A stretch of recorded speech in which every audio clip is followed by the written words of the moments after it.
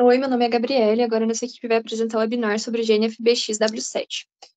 Primeiramente, eu vou começar falando sobre a estrutura do gene, logo em seguida a Fabiana vai vir falar sobre regulação da expressão gênica, a Aline sobre expressão e função da proteína, a Rosane sobre polimorfismos do gene, o Guilherme sobre técnicas de investigação e, por fim, a Priscila vai falar sobre análise do artigo.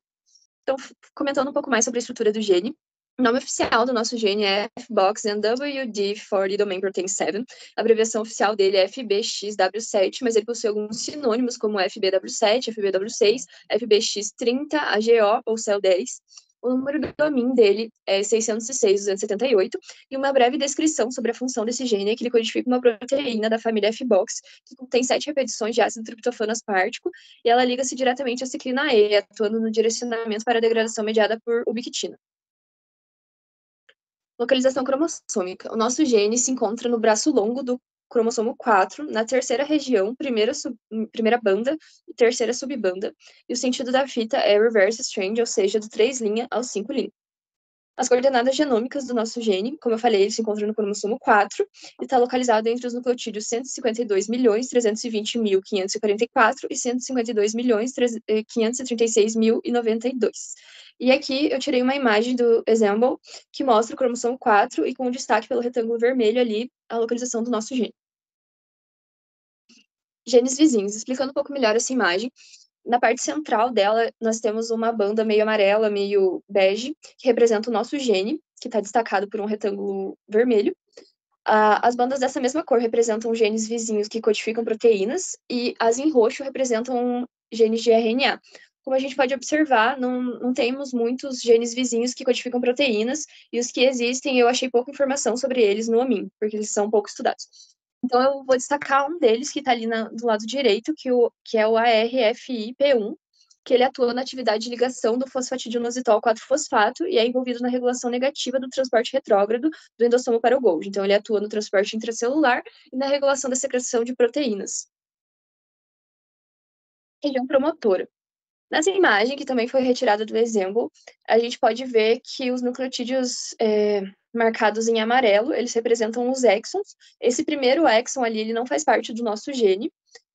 O segundo, com as letras vermelhas, é o primeiro exon do nosso gene, então a região promotora, ela tá demarcada em branco ali, que está antes do primeiro exon. E não foi possível identificar Tata Box para esse gene. Ilha CPG. As ilhas CPG são regiões com alta concentração de citosina e guanina, que são alvo de metilação do DNA, então elas são importantes na expressão gênica. O nosso gene contém 144 ilhas CPG, e aqui no lado esquerdo temos uma imagem da sequência dessas ilhas CPG que eu retirei do UCSC Genome Browser. Exons e introns. No transcrito de maior apoio experimental, que é o FBXW7201, nós temos 14 exons, sendo que 11 deles codificam proteínas e 13 introns. Explicando essa imagem, os exons estão representados pelos retângulos na vertical e os introns pelas linhas na horizontal. A gente pode perceber que, tanto no começo como no final, nós temos retângulos que não são totalmente preenchidos. Essa parte não preenchida representa as regiões UTR dos exons. Então, falando um pouquinho mais sobre as regiões UTRs, que são regiões não codificantes, a região UTR 5' do nosso gene, ela está demarcada ali pelas letras vermelhas, envoltas nos retângulos vermelhos, e ela se encontra antes do códon de início, né, que é o ATG, que no RNA mensageiro vai ser a UG, que codifica o aminoácido metionino. Já a região UTR 3', ela sucede o códon de parada, né, que ali nesse caso é o TGA, que no RNA mensageiro vai ser o UGA, que não codifica proteína, né, porque é códon de parada, e ela está demarcada ali pelo retângulo vermelho. Introns.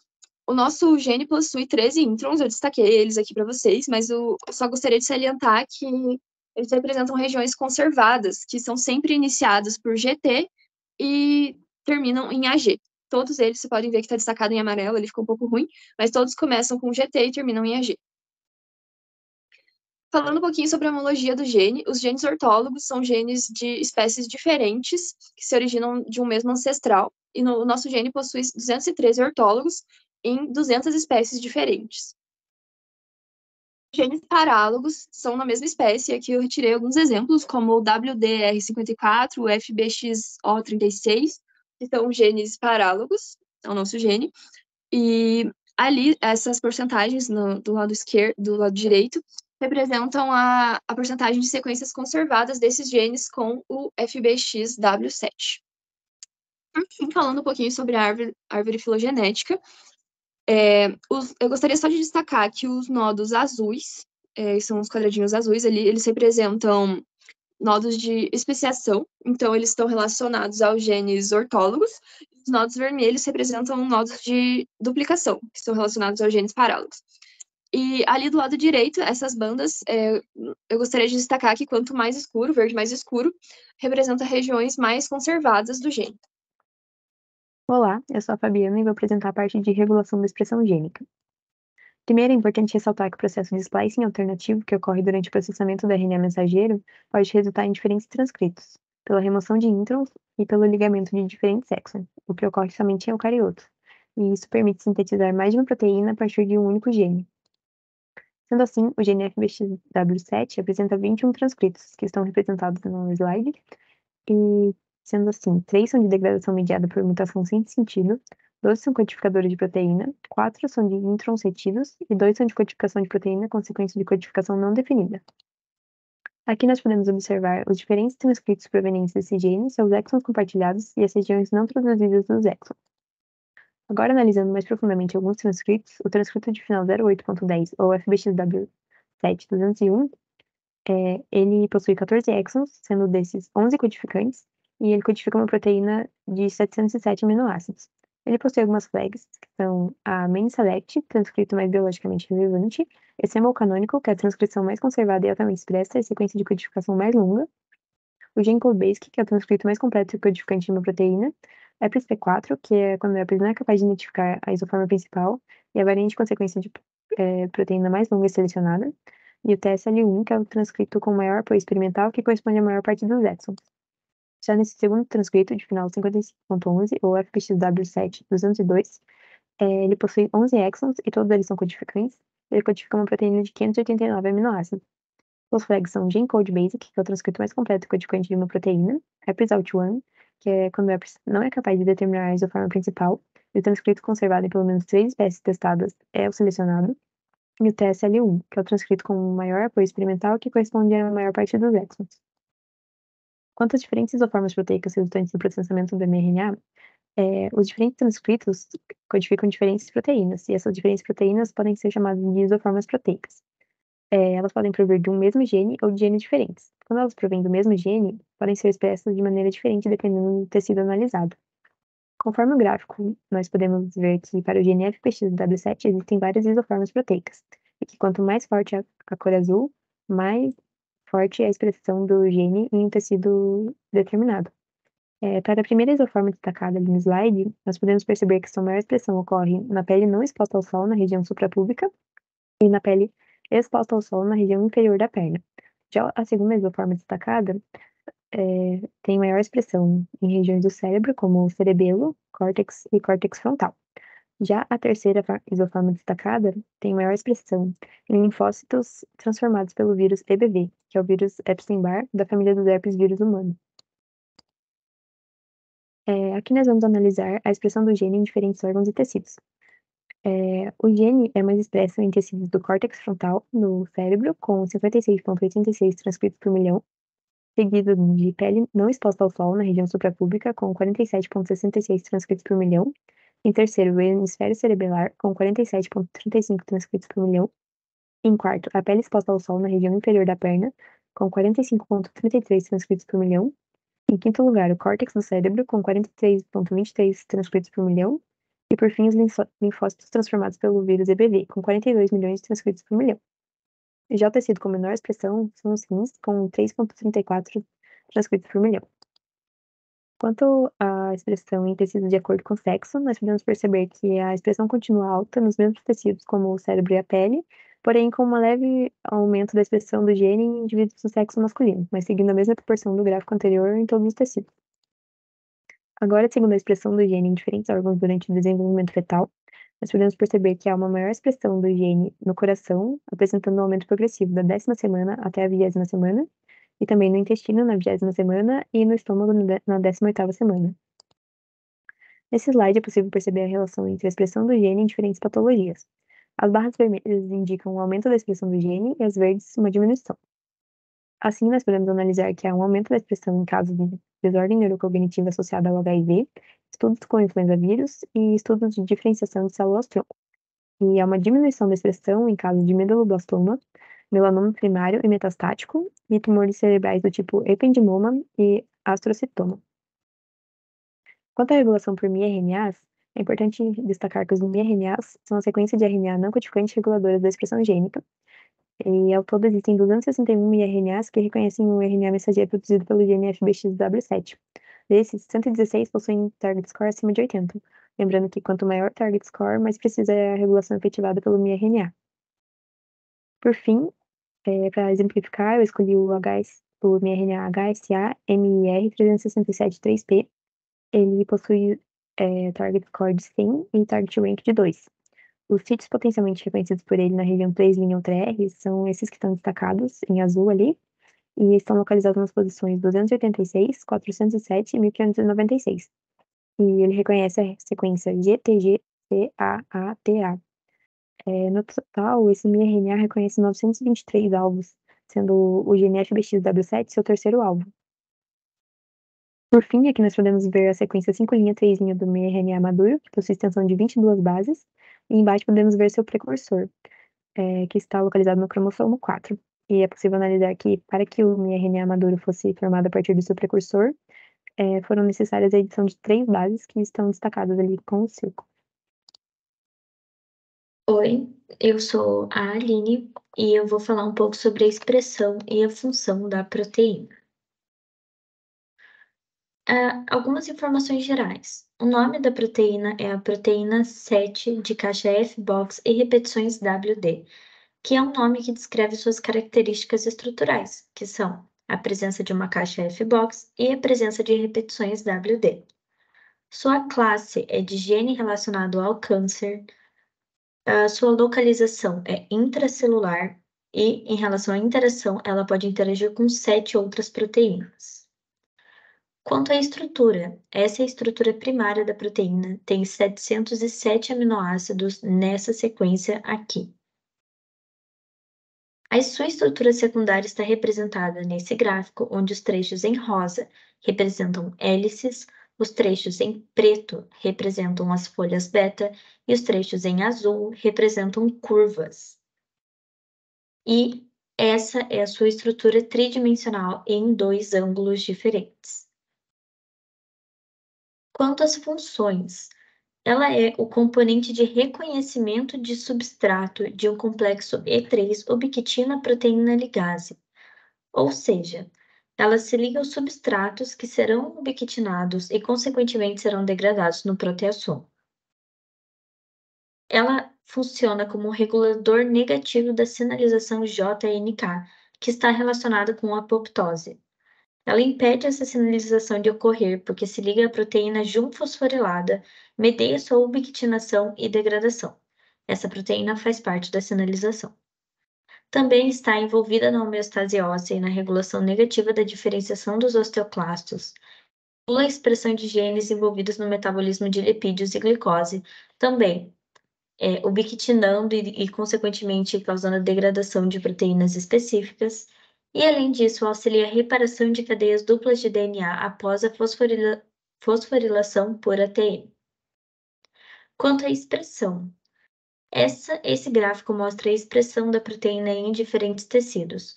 Como é possível observar, a expressão da proteína é relativamente uniforme por todos os tecidos, já que a sua função, de ubiquitinação, não está atrelada a um tipo celular específico. Ocorre em todos os tipos celulares do corpo e, consequentemente, a proteína é expressada em todos os tecidos do corpo.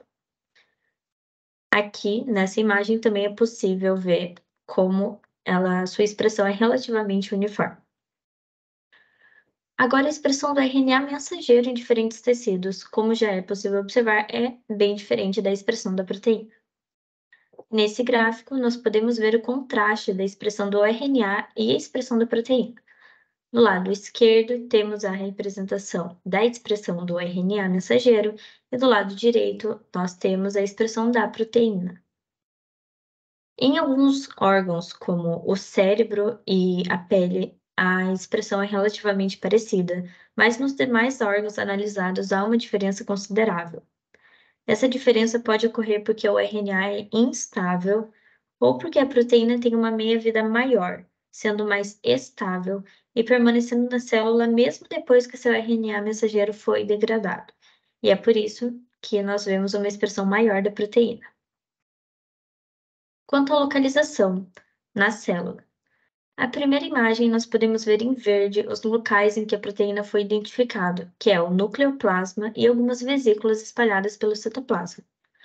A segunda imagem é uma microscopia de imunofluorescência, onde a proteína em questão foi marcada em verde. Em vermelho estão marcados os microtúbulos, que foram marcados para se ter uma ideia da dimensão da célula. Como é possível ver, a proteína observada também se encontra no nucleoplasma e em vesículas no citoplasma. Em relação à patologia, o produto do gene é prognóstico para câncer renal, e esse prognóstico é do tipo desfavorável, o que significa que uma maior expressão da proteína indica uma maior mortalidade. Esse gráfico mostra a relação da sobrevida de pacientes com quanto eles expressam a proteína. É possível ver que os indivíduos com alta expressão de proteína, em rosa, têm uma menor probabilidade de sobrevivência, indicada aqui no eixo Y, e vivem por menos tempo em anos, indicado pelo eixo X, em relação àqueles que têm uma baixa expressão da proteína, que têm, consequentemente, uma probabilidade de sobrevivência maior e vivem por mais tempo. Olá, meu nome é Rosane e eu vou falar um pouco sobre os polimorfismos do gene FBXW7. Definição de polimorfismos. São alterações genéticas com manifestações superiores a 1% em relação ao total da população. São alterações que podem ou não acarretar diferentes expressões genotípicas. Polimorfismos associados ao gene FBXW7. Esse gene, especificamente, ele possui mais de 54 mil variantes. Isso considerando apenas as sequências localizadas em exons. Caso a análise considere o material genético como um todo, esse número pode ser muito superior. Mutações predominantes no gene. Com 54% de ocorrência, o principal tipo de mutação nesse gene é a troca de nucleotídeos.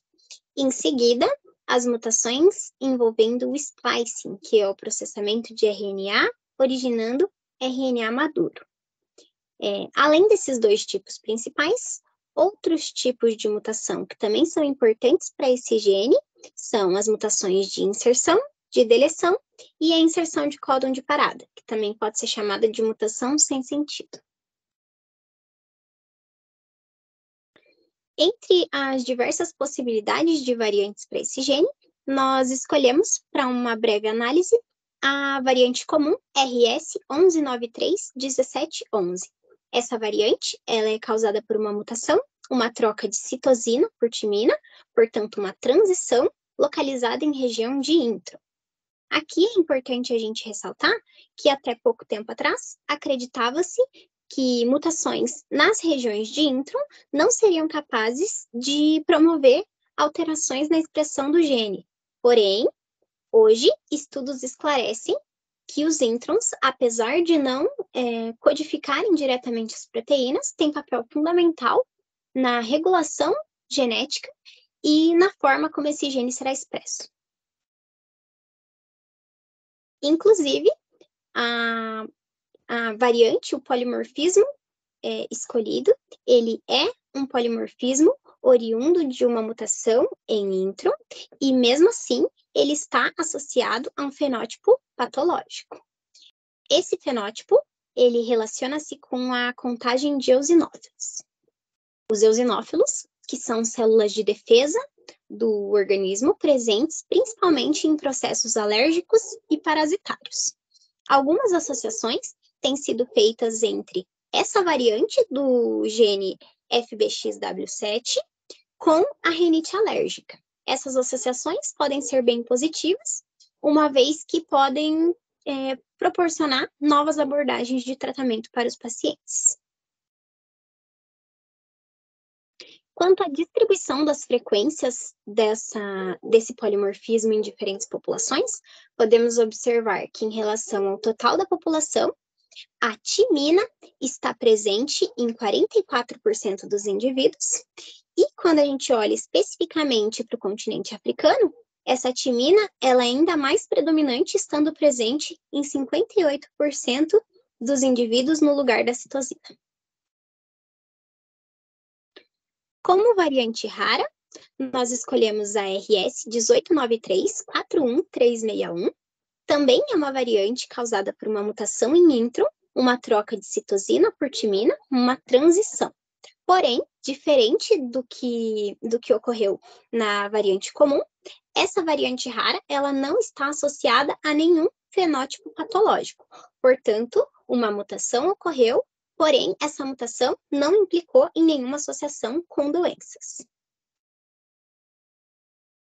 Por fim, falando um pouco da distribuição da variante rara em diferentes populações, podemos perceber que a frequência dessa variante, ela fica em torno ali de 1% em relação ao total da população, e olhando especificamente para alguns continentes, ela chega a ter uma frequência de 0, sendo, portanto, conforme a definição, uma variante de expressão extremamente rara.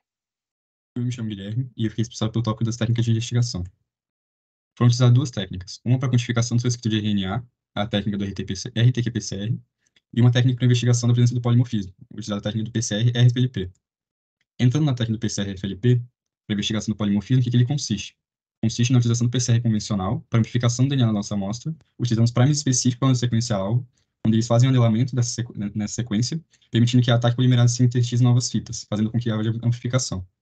Após o processo do PCR, é adicionado à nossa amostra enzimas de restrição, que permitem a clivagem nos sítios específicos dessa fita, que pode ser visualizado depois, quando inseridos essas amostras no geodiretoflorese, é permitido analisar o comportamento diferenciado das bandas.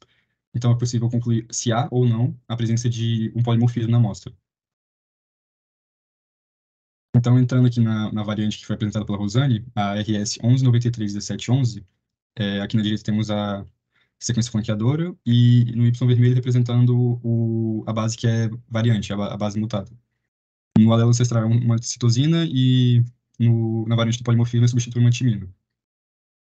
Tendo em posse a sequência flanqueadora, a gente utilizou o Primer Blast do site da NCBI para procurar par de primers que sejam compatíveis com essa sequência flanqueadora, que possam fazer a técnica do PCR. Ele passou esses 10 pares de primers aqui tem os detalhes mais específicos de cada um, e para selecionar um deles nós utilizamos dois parâmetros. Tendo em vista que um par de primer ideal teria que ter em torno entre aproximadamente 500 bases de abrangência, e tendo em vista também que seria ideal que ele tivesse uma porcentagem de guanina e citosina inferior a 60%, já que essa porcentagem é proporcional à temperatura de fusão do par de primers. Quanto maior a porcentagem de guanina e citosina, maior a temperatura de fusão. Então, o par de primer foi escolhido foi esse sexto aqui, onde ele apresenta 487 bases de abrangência, e as porcentagens de guanina e citosina são inferiores a 60%. Aqui na sequência flanqueadora, o forward primer está marcado em verde, e o reverse primer está marcado em vermelho. Lembrando que o reverse primer não se liga a essa fita, ele se liga a fita direta complementar a essa. Seria no sentido 5 linha, 3 linha, então ele é lido da direita para a esquerda, enquanto o forward primer é lido da esquerda para a direita. Após ter esse par de primer como exemplo, a gente testou no SC em sílico, no site deles, para ver se era elegível para ser utilizado no PCR, esse par de primers. Então, utilizando também como parâmetro o ensemble, ele passou a localização exatamente onde fica a variante, no cromossomo 4, 152.370.361. Comparando com os dados que ele passaram do SC em sílico, percebemos que o par de primers ele abrange essa parte da nossa variante, já que o final aqui é 361, o final que ele capta aqui é 161 até 647. Então, a variante vai estar dentro dessa sequência aqui que ele abrange. Bom, tendo em vista que vai ter o prime e vai ter o PCR, após o PCR, a gente vai buscar enzimas de restrição específica para o nosso polimorfismo. Colocando a sequência flanqueadora no Restriction Mapper, ele passou todas as enzimas que realizariam clivagem dessa nossa sequência, e nós escolhemos essa aqui para realizar a técnica do polimorfismo, a técnica do PCR-FLP. Essa aqui é a fail, ela é obtida a partir da bactéria Flavobacterium aquatili B15, e a clivagem dela é exatamente no ponto da variante, onde é necessário para que haja separação das fitas. Após a ação da enzima, caso haja a presença do polimorfismo, haverá duas fitas separadas, já que houve a clivagem, e isso poderá ser visto na técnica da eletroforese depois. Então, na técnica da eletroforese, essa imagem representaria aqui à esquerda uma pessoa que apresentou a amostra sem polimorfismo, com uma banda acima só superior, uma só superior. Isso significa que não houve clivagem da fita, o que mostra que, por só ter uma e ser densa, por estar muito acima, ela é mais densa. Como só tem uma, não houve a clivagem. E à direita, essa daqui, ela simbolizaria a presença do polimorfismo, já que como houve a clivagem, como a fita de restrição ela não cliva exatamente no meio, as bandas possuem densidades moleculares diferentes. Então, uma ficaria mais acima e outra mais abaixo, permitindo analisar, portanto, e concluir, dependendo do padrão de bandas, se há ou não presença do polimorfismo. Esse caso sendo a pessoa sem o polimorfismo na amostra, e essa daqui com a presença do polimorfismo. Então, entrando na parte da técnica de quantificação do transcrito, o que se trata o RT-qPCR? Então, inicialmente, um RNA mensageiro-alvo é obtido a partir do transcrito, e ele é utilizado como base para a formação de um DNA complementar. Esse cDNA, em conjunto com uma sonda complementar, é adicionado ao processo do PCR, da reação de cadeia da polimerase. Essa amplificação desse DNA, ao longo do processo, permite que seja emitida uma fluorescência a partir da sonda. E essa fluorescência emitida é utilizada para a quantificação do transcrito. Entrando mais a fundo na parte da formação do DNA complementar. Então, agora, primeiro é utilizado uma purificação do RNA mensageiro-alvo. A partir dele, então, é inserido na cauda poli-A um primer oligo-DT, que em conjunto com a enzima transcriptase reversa, catalisa a síntese de uma formação de uma fita complementar. Nesse caso, do RNA mensageiro é um DNA complementar. Então, é formado um híbrido RNA mensageiro-DNA. A partir desse híbrido, então, o RNA mensageiro é degradado, sobrando só a parte do DNA. Esse DNA, então, é replicado por meio da DNA polimerase, e então é formada uma dupla fita. Essa dupla fita pode ser usada no processo do PCR, então. Então, o DNA é utilizado no PCR em conjunto com uma sonda. Essa sonda é marcada por um fluoróforo, o reporter, e o quench. Quando eles estão em conjunto, sem complementar ao DNA, sem a hidrólise deles, a fluorescência do reporter ele não é expressiva, porque o quench absorve essa fluorescência. Entretanto, quando o PCR acontece, a TAC polimerase vai sintetizar a nova fita. Quando ele chega na sonda, corre a hidrólise dessa sonda, separando o reporter do quench. Então, o reporter livre, ele emite a fluorescência. Essa fluorescência, então, simboliza um ciclo do PCR, sendo possível, então, quantificá-la. Baseado na quantidade da fluorescência, é permitido ver a proporcionalidade da quantificação do transcrito. Após a aplicação do processo, então, aqui identificamos o transcrito do nosso GNF-BX-W7. Então, o transcrito que foi investigado foi esse, o final 1708.10. Baseado nas especificações que o Sample deu, a gente pesquisou no DemoFisher um kit, um ensaio que fosse compatível com ele, para realizar o RT-qPCR. Então, o kit encontrado foi esse, o HS00217794-1, que com os produtos relatados é possível que haja a transformação. O segundo, ele transforma o RNA mensageiro em DNA complementar. E o primeiro dos produtos relatados, ele possui a sonda que vai marcar o fluoróforo nosso DNA no processo do PCR. No conjunto, esse ensaio aqui vai permitir que a gente consiga quantificar o nosso transcrito, no final 1708.10. É isso, obrigado. Meu nome é Priscila e eu vou falar sobre a análise do artigo. O artigo que o grupo escolheu foi esse, que em português significa FBXW7 está envolvido na aquisição do fenótipo maligno de tumores ovarianos epiteliais. Começando pela introdução, o artigo mostra que há uma baixa expressão do gene FBXW7 associada a diversos tipos de câncer. E as mutações no gene FBXW7 ocorrem em 6% de cânceres humanos, sendo pouco frequente no câncer de ovário. A proteína FBXW7 ela atua na ubiquitinação de oncoproteínas, que são reguladoras positivas do ciclo celular, ou seja, mantém a célula em proliferação. Já o gene FBXW7 é um gene supressor de tumor dependente da P53, ou seja, ele induz as células proliferativas a sair do ciclo celular. Assim, a sua inativação mantém o ciclo celular contínuo, que contribui para a carcinogênese.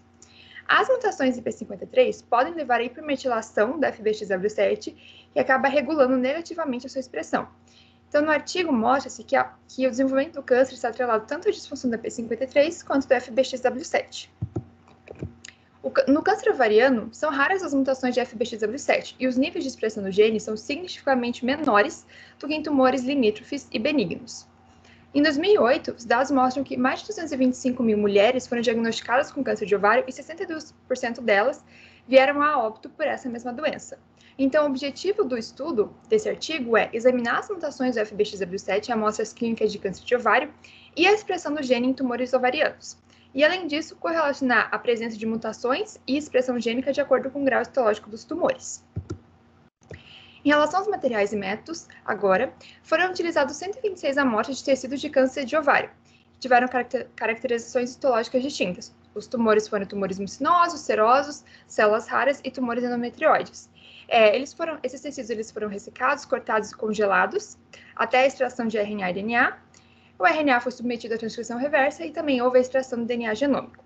Além disso, houve análise de mutação, então as sequências gênicas de FBXW7 e de P53 foram amplificadas por PCR. Após isso, houve a eletroforese, a purificação e o sequenciamento. Também houve a utilização do PCR em tempo real, a metilação do DNA, o sequenciamento de bisulfeto, e o produto das reações foram introduzidos em forma de plasmídeos em culturas celulares ovarianas. E após a introdução e o tempo de cultivo, essas células foram lisadas e o material proteico foi coletado e submetido ao Western blotting, que é o método para detecção e análise de proteínas. Além disso, houve também a análise estatística, utilizando diferentes ferramentas.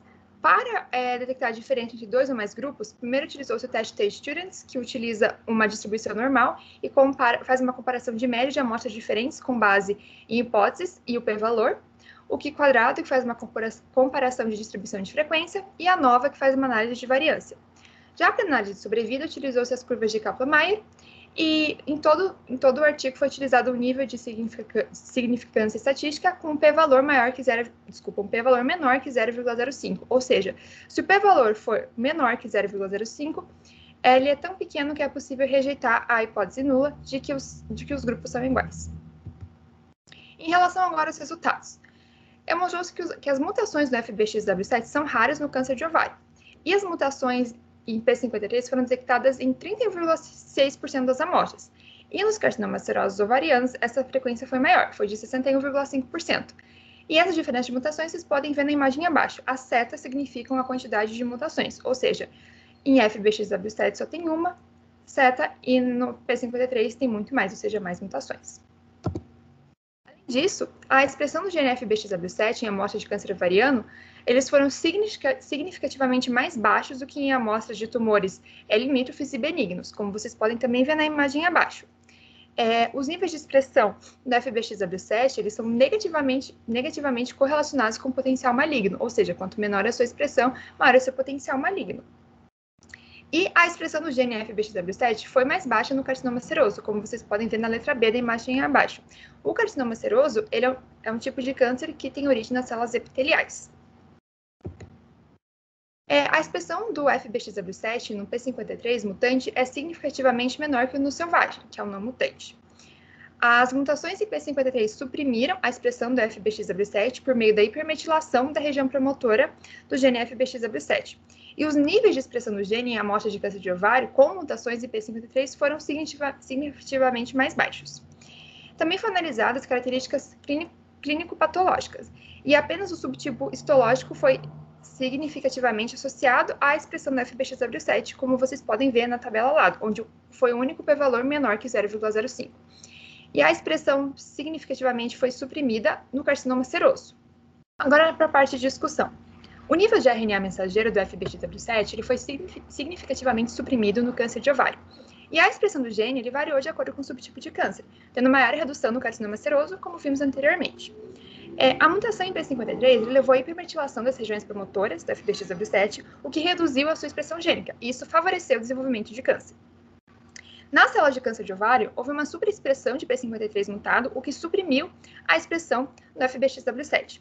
Foi considerado duas vias para a supressão da função do gene FBXW7. A primeira seria a mutação do FBXW7, que foi visto que é rara em câncer de ovário, e a supressão transcricional devido à perda de P53, ou seja, uma redução na transcrição do gene regulado pela proteína P53.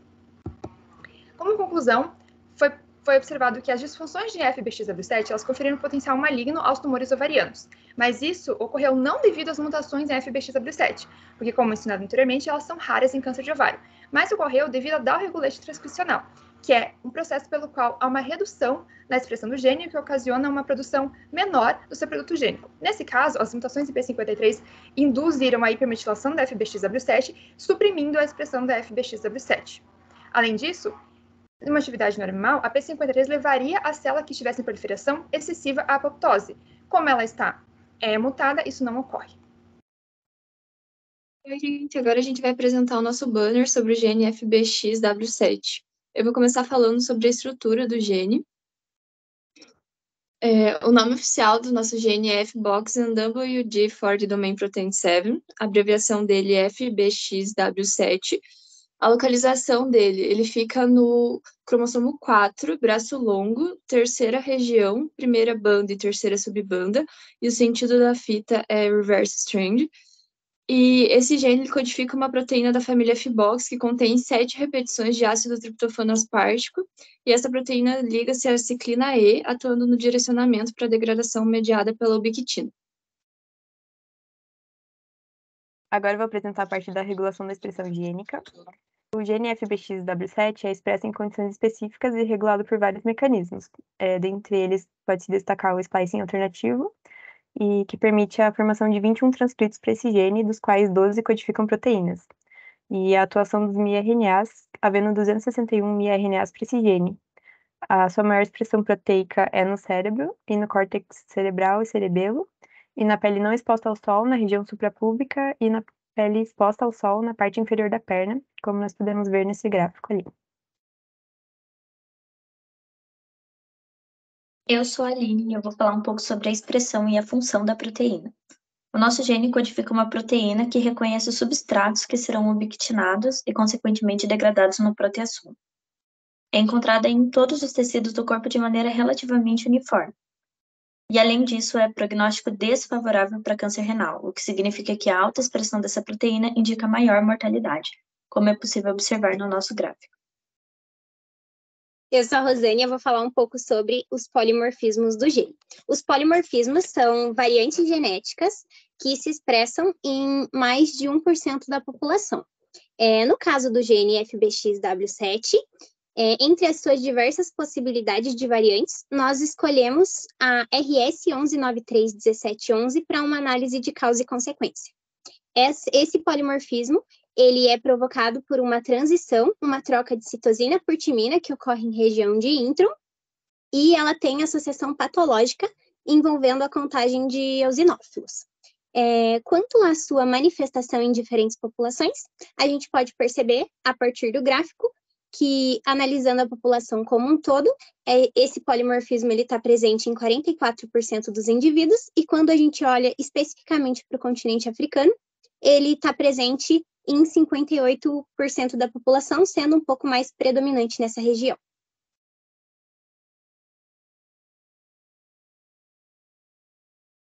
Oi, eu sou o Guilherme e eu vou apresentar aqui as técnicas de investigação. Bom, foi utilizado duas técnicas, uma para investigação do polimorfismo, a técnica do PCR-FLP, e uma para identificação do transcrito, utilizando a técnica do RT-qPCR. Cada uma delas é usado o PCR convencional. Na técnica do RT-qPCR é utilizado o PCR real-time, e na do PCR-FLP são usadas enzimas de restrição, que é a clivagem da fita, e após a clivagem é utilizado um gel de eletroforese para analisar as bandas da amostra selecionada.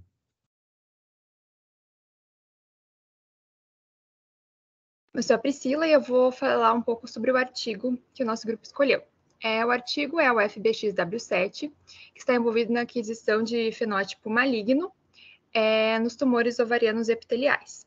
O FBXW7 é um gene supressor de tumor, e as mutações dele têm sido relacionadas em várias malignidades humanas. Nos tumores ovarianos, a expressão do FBXW7 é significativamente menor do que nos tumores limítrofes e benignos, como vocês podem ver no gráfico ao lado. Além disso, as amostras com mutações em P53 mostraram níveis também significativamente menores de expressão de FBXW7, e as regiões promotoras do gene, em amostras com mutação em P53, estavam significativamente mais metiladas. Os dados de estudos, então, eles indicam que as mutações em P53, elas podem suprimir a expressão da FBXW7 através da hipermetilação das regiões promotoras do DNA do gene FBXW7. A expressão foi, então, regulada negativamente em cânceres ovarianos e estava associada a mutações em P53 e ao estado de metilação das regiões promotoras do gene FBXW7.